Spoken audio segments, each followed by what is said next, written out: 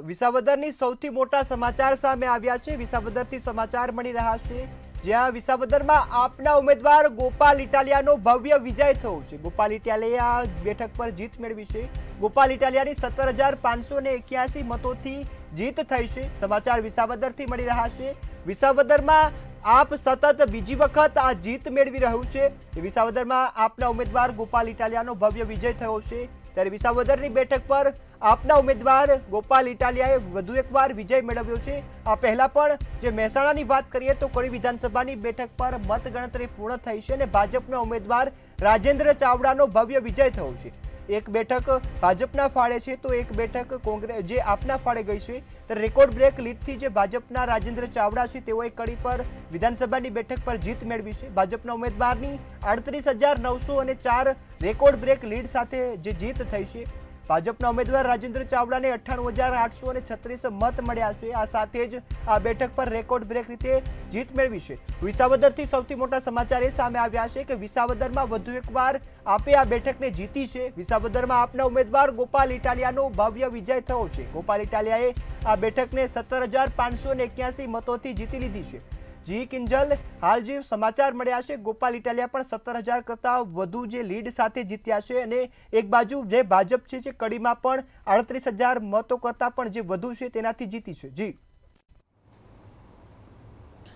જે વિસાવદર બેઠક છે તે ફરી એક વખત આમ આદમી પાર્ટીએ પોતાની પાસે રાખી છે અને આમ આદમી પાર્ટીના ઉમેદવાર છે ગોપાલ ઇટાલિયા, તેઓ 17,000 કરતાં પણ વધારે મતોથી તેઓ જીત્યા છે। ત્યારે બીજી બાજુ કડીની વાત કરવામાં આવે તો કડીમાં પણ ભાજપે પોતાનો ભગવો છે તે લહેરાવ્યો છે અને 37,000 કરતાં પણ વધારે મતોની લીડથી ભાજપના જે ઉમેદવાર છે રાજેન્દ્ર ચાવડા તેમણે જીત મેળવી છે। કારણ કે કડી એ ભાજપનો ગઢ છે અને ત્યાં પણ જે ભાજપના તમામે તમામ જે નેતાઓ દ્વારા એડી ચોટીનું જોર છે તે લગાવવામાં આવ્યું હતું જીત મેળવવા માટે। આ બેઠક પોતાની પાસે રહે તે માટેના જે પ્રયાસો છે તે કરવામાં આવ્યા હતા અને કડીમાં ભાજપ છે તે જ્યારથી જ મતગણતરીની શરૂઆત થઈ ત્યારથી જ જે ભાજપના ઉમેદવાર છે રાજેન્દ્ર ચાવડા તેઓ આગળ ચાલી રહ્યા હતા અને એક બાદ એક જે રાઉન્ડ પૂર્ણ થતા ગયા અને મતદાનની જે પરિણામો આવતા ગયા તેમ તેમ જે રાજેન્દ્ર ચાવડા છે તેમની લીડ વધતી ગઈ અને લીડ વધતાની સાથે જ એક જંગી લીડ સાથે જે રાજેન્દ્ર ચાવડાએ કડી ઉપર પોતાનો દબદબો છે તે બતાવ્યો છે। કડીથી તેઓ ધારાસભ્ય તરીકે વિધાનસભામાં પહોંચશે અને બીજી બાજુ વિસાવદર બેઠક ઉપર આ બંને બેઠકમાંથી સૌ કોઈની નજર વિસાવદર બેઠક ઉપર હતી, કારણ કે વિસાવદર બેઠક ઉપર જીત મેળવવા માટે ભાજપ વર્ષોથી રાહ જોઈ રહ્યું છે।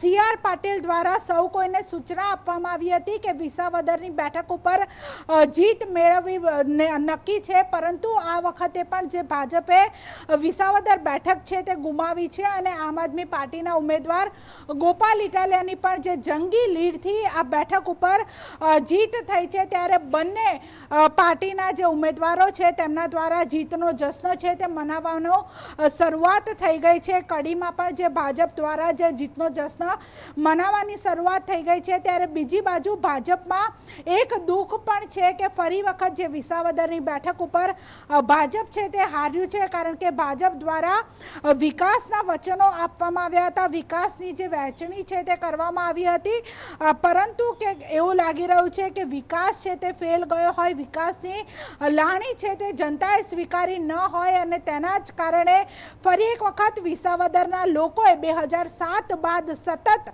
ભાજપને વિસાવદરની જનતા જાકારો આપતી આવી છે અને આ વખતે પણ એ જ વાતનું પુનરાવર્તન થયું અને વિસાવદરની જનતાએ ભાજપને સ્પષ્ટ રીતે જાકારો આપ્યો અને આમ આદમી પાર્ટીને ફરી એક વખત સાથ આપ્યો છે અને તેના જ કારણે જે ગોપાલ ઇટાલિયા છે તે સંપૂર્ણ બહુમતીથી જીતી ચૂક્યા છે। તેઓ જે વિસાવદરના ધારાસભ્ય તરીકે વિધાનસભામાં પહોંચશે ત્યારે વિસાવદર ગોપાલ ઇટાલિયા છે તે પહોંચી ચૂક્યા છે જીતનો જશ્ન મનાવવાની શરૂઆત થઈ ગઈ છે તો ડેડિયાપાડામાં પણ ચૈતર વસાવા દ્વારા ગોપાલ ઇટાલિયાની જીત ઉપર જે જશ્ન છે તે મનાવવામાં આવી રહ્યો છે, ત્યારે અમદાવાદમાં પણ જે આમ આદમી પાર્ટીનું કાર્યાલય છે ત્યાં ઈસુદાન ગઢવી કે જે આપના પ્રદેશ પ્રમુખ છે તેમના દ્વારા પણ જીતનો જશ્ન છે તે મનાવવામાં આવી રહ્યો છે, કારણ કે વિસાવદરની બેઠક એ એવી બેઠક છે કે જ્યાં ત્રણેય પક્ષો દ્વારા જે ઉમેદવારો છે તે ઉતારવામાં આવ્યા હતા, પરંતુ